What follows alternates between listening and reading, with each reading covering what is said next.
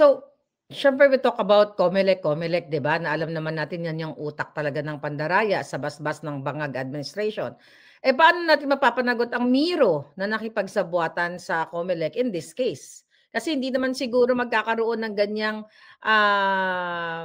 parang calibrated na daya ano, nakaprograma na kung hindi papayag yung supplier, which is yung MIRO, yung, supplier ng voting Yes. machines. Ate Kev, hindi mananalo ang Miro kung hindi sila susunod sa gusto ng COMELEC. Yun na That's nga. as honest and as clear as I can be.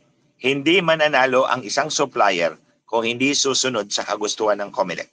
Ang COMELEC ang magdidikta kung sinong mananalo. So you ask me kung anong solusyon, you have to reset the government.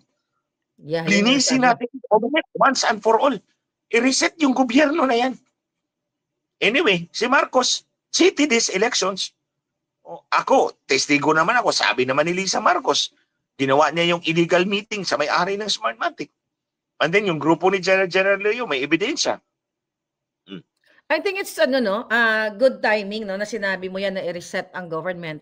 Kasi si Amy Marcos ay nagsalita. Kung napanood mo yon, Attorney Glenn, yung short, yung drama niya kumbaga, nilabas niya sa picture si Bangag na yung nagpapatakbo daw ng government is Romualdez. Nakalimutan ni Amy na Romualdez siya at ang Araneta. So never ever na nagsalita si Amy against sa kanyang kapatid, pero sinasabi niya, tahasan niya sinasabi na hindi ang kapatid niya ang nagpapatakbo. So para sa akin, which nabanggit ko na sa vlog ko, iinutil yung kapatid niya, and in connection dun sa sinabi mo na kailangan i-reset ang government, I think ito yung tamang panahon na i-reset ang government. Alam